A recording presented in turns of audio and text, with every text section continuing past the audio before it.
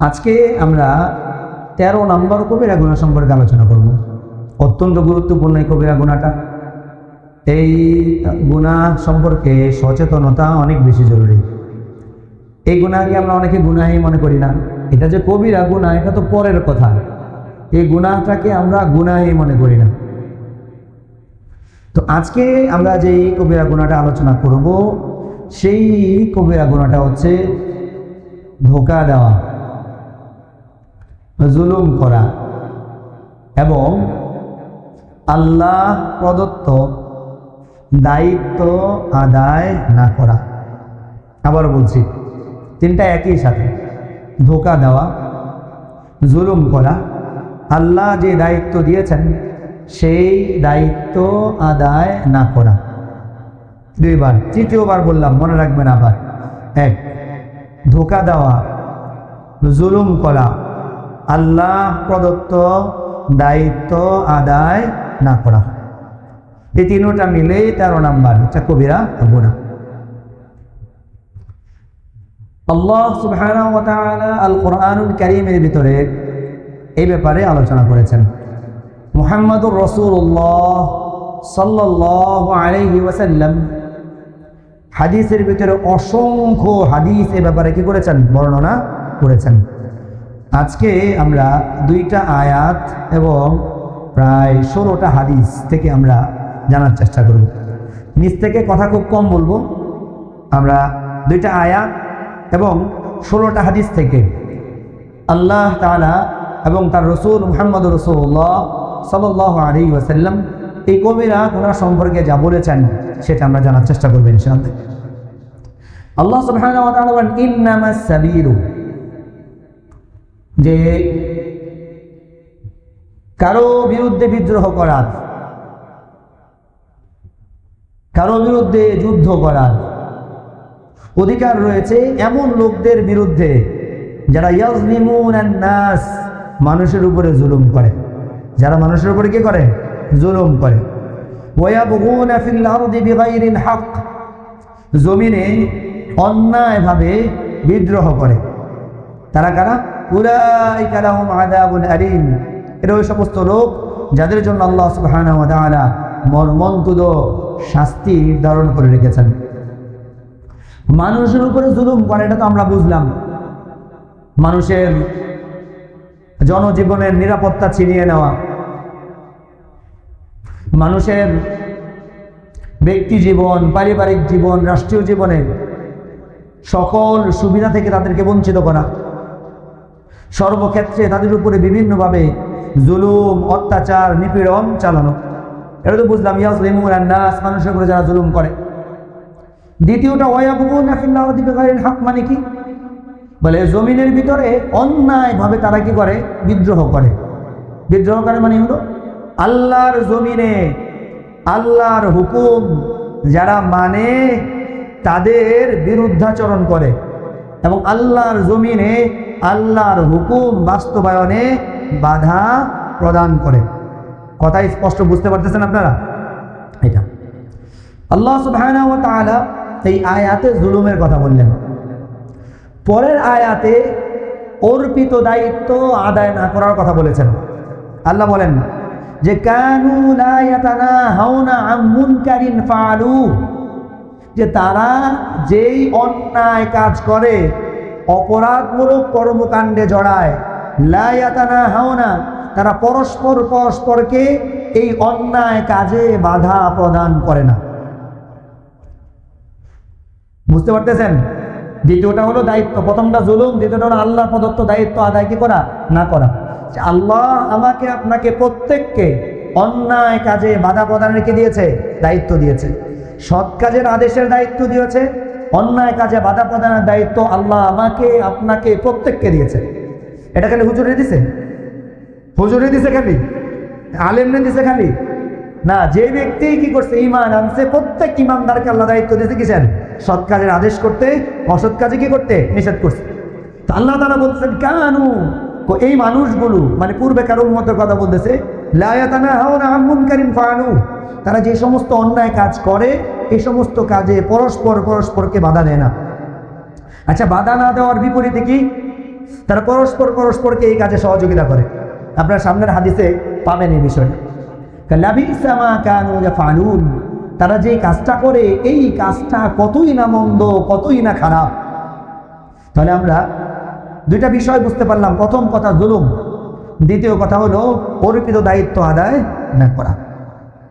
এবার আসেন মুহাম্মদুর রাসূলুল্লাহ সাল্লাল্লাহু আলাইহি ওয়াসাল্লাম অর্পিত দায়িত্ব সম্পর্কে কি বলেন। আল্লাহ রসুল বলতেছেন, এটা অনেকবার বলেছি, কুল্লুকুম রাইন, তোমরা প্রত্যেকেই দায়িত্বশীল, তোমরা প্রত্যেকেই দায়িত্বশীল। কুল্লুকুম রাইন, তোমাদের প্রত্যেকেই দায়িত্বশীল। ওয়া কুল্লুকুম মাসউলুন আন রাইয়াতিহি, প্রত্যেকেই তার অধীনস্থের ব্যাপারে কি হবে, জিজ্ঞাসিত হবে। প্রত্যেকেই তার অধীনস্থের ব্যাপারে কি হবে, জিজ্ঞাসিত হবে। আল্লাহ রাসূল সাল্লাল্লাহু আলাইহি ওয়াসাল্লাম জুলুমের ব্যাপারে বলতেছেন, ধোকার ব্যাপারে বলতেছেন, মান গাশশানা ফালাইসা মিন্না, যে ধোকা দেয় সে আমার উম্মতের অন্তর্ভুক্ত না, যে ধোকা দেয় সে আমার উম্মতের অন্তর্ভুক্ত না, যে ধোকা দেয় সে আমার উম্মতের অন্তর্ভুক্ত না। আবারও বলতেছি, যে ধোকা দেয় সে আমার উম্মতের অন্তর্ভুক্ত না। ধোকা দুই প্রকার, একটা নিজে অপরকে ধোকা দেওয়া, আর একটা নিজে নিজেরে ধোকা দেওয়া। নাকি ধোকা কয় প্রকার? দুই প্রকার। নিজে অপরকে ধোকা দেওয়া, আর একটা হলো নিজে নিজেরে ধোকা দেওয়া। বলে মানুষ ধোকা অপরকে বেশি দেয় না নিজেরে নিজে ধোকা দেয় বেশি? নিজেরে নিজে ধোকা বেশি দেয় না, মানুষ নিজেরে নিজে বেশি ধোকা দেয়। কিভাবে? যে মানুষ মনে করে, আচ্ছা এই জিনিসটা আমি করি, কেউ জানবো না আমি করে ফেলি। এই যে কেউ জানবো না আমি করে ফেলাই, এটা নিজের ভাগে নিজেকে দেওয়া, ধোকা দেওয়া। এই ধরনের অনেক ব্যাপার আছে যেখানে মানুষ নিজেই নিজেকে কি করে, ধোকা দেয়। যত গুনাহ মানুষ করে, প্রত্যেকটা গুনাহের ক্ষেত্রে মানুষ নিজেকে নিজেকে করে ধোকা দেয়। প্রত্যেকটা গুনাহের ক্ষেত্রে মানুষ নিজেকে নিজে ধোকা দেয়। কি বলে ধোকা দেয় জানেন? ধোকা দেয় আল্লাহ তো রহমান, আল্লাহ রহিম, আল্লাহ মাফ করে দিন। গুনাহ করে আলেন, মাত্র যুবক বয়স, এখন করার সময় করে আলেন, কয়দিন পরে কি করবো, মাফ চাই আলেন। এই এক ধোকা। কি ভাই বলি না আমরা যারা বয়স্ক আছে তারাও বলি, বলবেন মানুষ বয়স কয়দিন আর হয়েছে, কয়দিন করুক, বড় হলে ছেড়ে দেবো। কি ভাই বলি না আমরা? আরে ভাই আমরা যারা অভিভাবক আছে আমরা এই কথা বলি, বলবেন মানুষ কয়দিন হয় করুক, কদিন পরে ছেড়ে দেবো, কদিন পরে কি করবো, ছেড়ে দিব। আর কয়দিন পরে তো আর ছাড়ে না, বরং ওই গুনাহ গিয়া বাপেরে যায় ধরে, ওই গুনাহ গিয়া কারে ধরে, বাপেরে গিয়া ধরে, পরিবাররা যায় কি করে ধরে। কয়দিন পরে তার ছাড়ে না, বরং ওটা দিয়ে আরো কি করে, ঘাড়ে ভালো করে কি করে ধরে। তো আল্লাহ রসুল এই জন্য বলছেন, মান গাশশানা, যে কি করে ধোকা দেয়, নিজেকে নিজে ধোকা দেয়, অপরকে ধোকা দেখ, সে আমার কি না, উম্মতের অন্তর্ভুক্ত না। 3 গুনাহ মনে রাখবেন কিন্তু।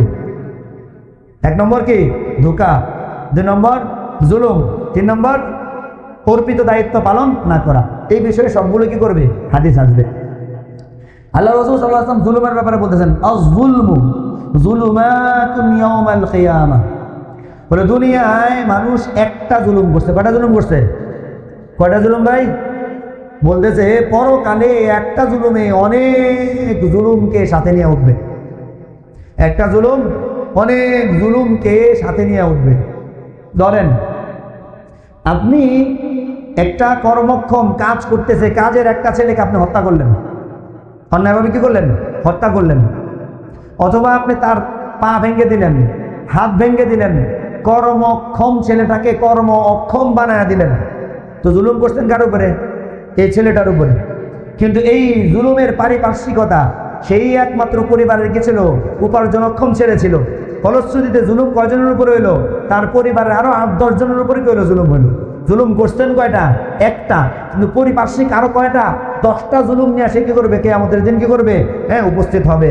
তখন একটা জুলুম না, এই এক জুলুম আরো অনেকগুলো জুলুম নিয়ে উপস্থিত হয়ে আপনাকে কি করবে বলেন, আপনাকে ধ্বংস করে দিবে। এটাকে আরেকভাবে ব্যাখ্যা করা যায়, আয-যুলমু, দুনিয়ার একটা জুলুম, যুলুমাতুন ইয়াউমাল কিয়ামা, কিয়ামতের দিন তার জন্য অনেক গভীর অন্ধকার কি করবে, ঘনীভূত করবে, যেখানে সে কোনো কিছু কি করবে না, খুঁজে পাবে না। এবার দায়িত্ব সম্পর্কে একটা হাদিস, আল্লাহু আকবার কাবীরা, আল্লাহু আকবার কাবীরা। ও সমাজপতিরা, সমাজের বিচারকেরা, সমাজ যারা বিচার করেন, সমাজে যারা দায়িত্বশীল, সমাজে যারা এক একজন কি আছেন, সমাজপতি আছেন, হাদিসটা একটু ভালো করে শুনেন। হাদিসটা মুত্তাফাকুন আলাইহি, বুখারীতেও আছে, মুসলিমেও আছে। যারা সমাজপতি আছেন, যারা এরকম অনেক দায়িত্বশীল আছেন, হাদিসটা একটু কান দিয়া ভালো করে কি করবেন, শুনবেন।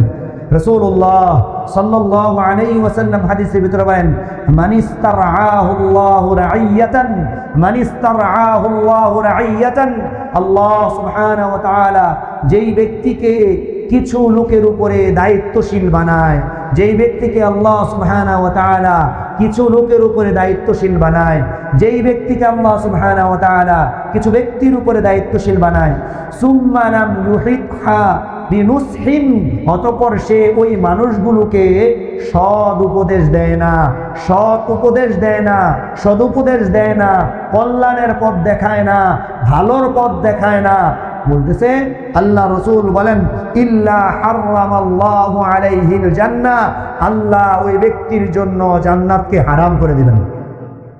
আল্লাহ ওই ব্যক্তির জন্য জান্নাত কি করে দিবেন? হারাম করে দিবেন।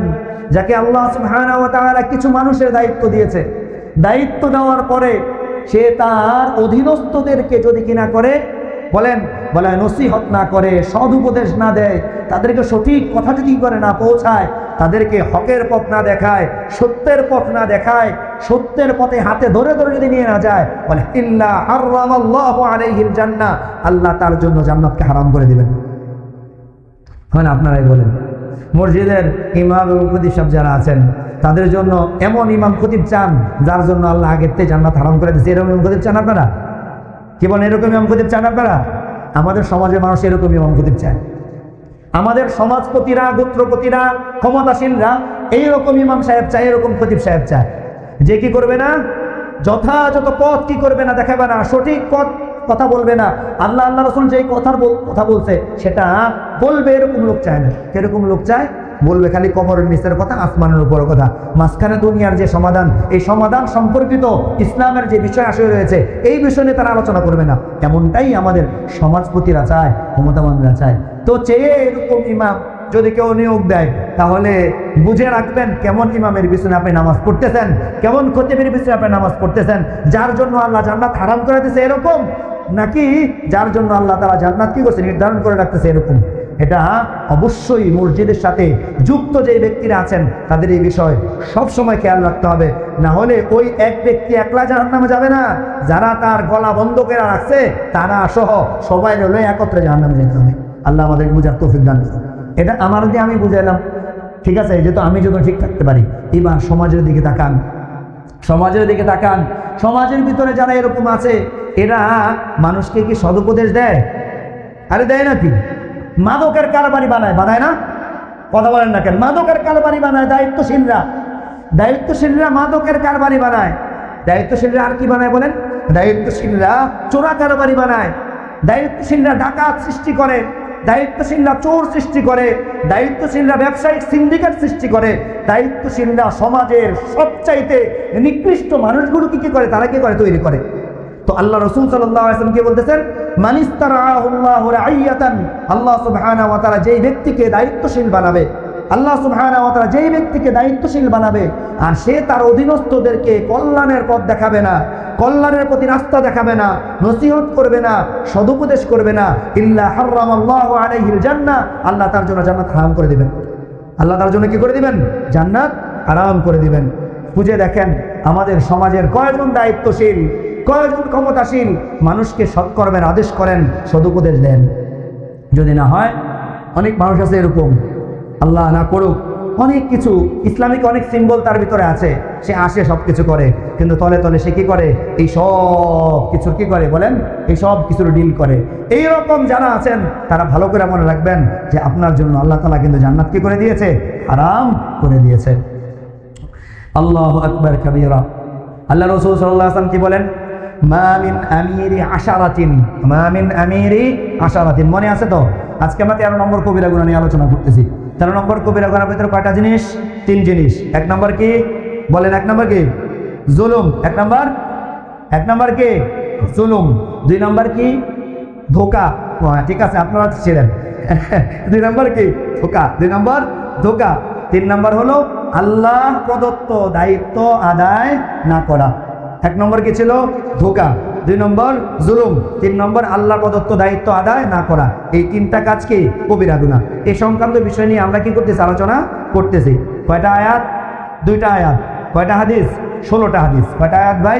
2 আয়াত, 16 হাদিসের আলোকে আমরা এই বিষয়ে কি করব? আলোচনা করব। তো রাসূলুল্লাহ সাল্লাল্লাহু আলাইহি ওয়াসাল্লাম বলেন, মা মিন আমিরি আশারাতিন, মা মিন আমিরি আশারাতিন। পরিবার প্রধানরা এই হাদিসটা ভালো করে শুনবেন। মসজিদের সাথে যুক্ত ব্যক্তিরা, সমাজপতিরা, সমাজ পরিচালনা যারা করেন, রাষ্ট্র পরিচালনা যারা করেন, তারা এই হাদিসটা ভালো করে শুনবেন। রাসূলুল্লাহ সাল্লাল্লাহু আলাইহি ওয়াসাল্লাম বলেন, মা মিন আমিরি আশারাতিন, বলতেছে যে একজন আমির, শাসক, যে তার অধীনে মাত্র কয়জন লোক আছে? 10 জন। কয়জন লোক? কয়জন? 10 জন লোকের শাসক। কয়জন? 10 জন লোকের শাসক, 10 জন লোকের দায়িত্বশীল, 10 জন লোকের দায়িত্বশীল যেই হোক না কেন, ইল্লা ইউতা বিহি মাগলুলাতান ইয়াদাহু ইলা উনুকিহি, কিয়ামতের দিন তার হাতকে এভাবে বেঁধে, কিভাবে? এভাবে বেঁধে তাকে উঠানো হবে। দেখলেন? মাগলুলাতান ইলা উনুকিহি, ঘাড়ের উপরে দিয়ে এভাবে বেঁধে কি করা হবে? তাকে কিয়ামতের দিন কি করা হবে? উপস্থাপন করা হবে। মাত্র কয়জনের কথা বলছে? কয়জন? এই চোখ বন্ধ করে দেখেন, আপনার নিচে দায়িত্ব, আপনার দায়িত্বশীল আপনি, আপনার নিচে কয়জন আছে?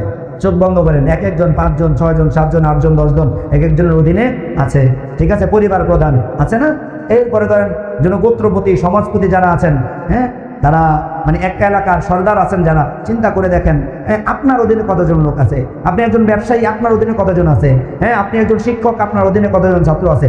সবকিছু মিলিয়ে আল্লাহ রাসূল বলতেছেন, মা মিন আমিরি আশারা, 10 জন ব্যক্তির শাসক, 10 জন ব্যক্তির পরিচালক, 10 জন ব্যক্তির পরিচালক যতজন হয় না কেন, তার হাতকে ঘাড়ের পিছনে বেঁধে, ঠিক আছে, উপস্থাপন করা হবে।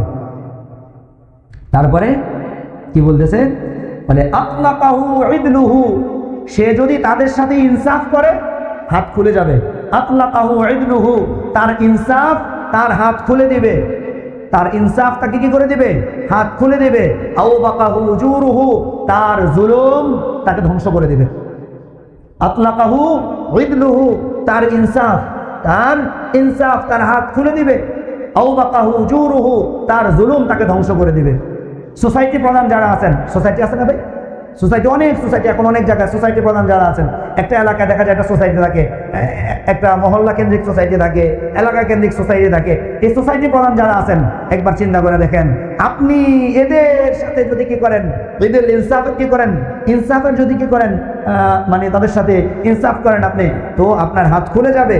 আর যদি জুলুম করেন তো আপনি কি হয়ে যাবেন? আও বাকাহু জুরুহু, আপনার জুলুম আপনাকে ধ্বংস করে দেবে। আল্লাহু আকবার কাবীরা। আল্লাহ রাসূল সাল্লাল্লাহু আলাইহি ওয়াসাল্লাম দোয়া করতেছেন, আল্লাহুম্মা মান ওয়ালিয়া মান আমরা মিন আমরি হাযিহিল উম্মতি শাইআন, আল্লাহুম্মা মান ওয়ালিয়া মিন আমরি হাযিহিল উম্মতি শাইআন, হে আল্লাহ, হে আল্লাহ, আপনি আমার এই উম্মতের সামান্যতম কোনো দায়িত্ব যদি কাউকে দান করেন, হে আল্লাহ, আপনি যদি আমার উম্মতের সামান্য কোনো বিষয়ের দায়িত্ব যদি কারো উপরে আপনি অর্পণ করেন, ফারাফাকা বিহা, সে তাদের সাথে নম্র আচরণ করে, তাদের দিকগুলো ভালোভাবে দেখে তাদেরকে পরিচালনা করে, তো আপনি কি করেন? ফারফুক বিহি, আপনি তাদের প্রতি দয়া করেন, তাদের প্রতি ইহসান করেন, তাদের প্রতি মায়া করেন। ওয়ামান শাক্কা আলাইহা, ইয়া আল্লাহ লা ইলাহা ইল্লাল্লাহ, ওয়ামান শাক্কা আলাইহা, যাদেরকে আপনি উম্মতের কোনো দায়িত্ব দিবেন, দায়িত্ব দেওয়ার পরে ওই দায়িত্বশীলরা যদি তার অধীনস্থদের জীবনকে দুর্বিষহ বানায় দেয়, কষ্টে নিপতিত করে, জীবন পরিচালনা যদি তাদের জন্য অনেক কষ্টসাধ্য বানায় দেয়, কি ওমান শাক্কা আলাইহা, জীবন পরিচালনা করাকে অনেক শক্ত করে দেন, কষ্টসাধ্য করে দেন, কঠিন করে দেন। আল্লাহ বলতেছেন ফাশকুক আলাইহি, ও আল্লাহ আপনিও তার প্রতি কঠোরতা করেন, আপনিও তার জীবনকে কষ্টসাধ্য বানায় দেন।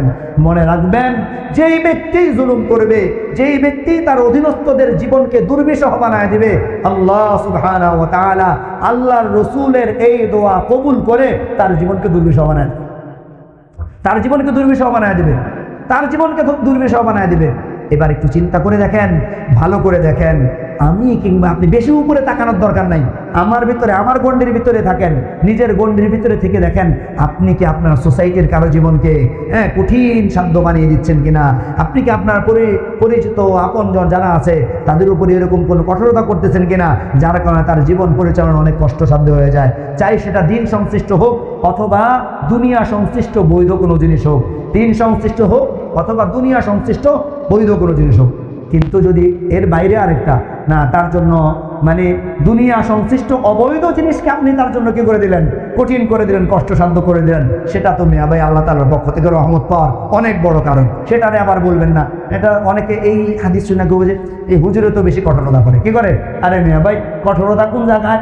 কঠোরতা হলো কি, যেন আপনি কি করতে না পারেন, দ্বীনি বিষয় যেগুলো আপনাকে করতে বলা হয়েছে এগুলো যেন আপনি বাদ না দেন, যা করতে নিষেধ করা হয়েছে সেগুলো থেকে যেন আপনি কি করেন, দূরে থাকেন।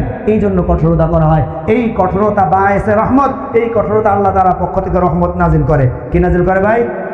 কি নাজিল করে?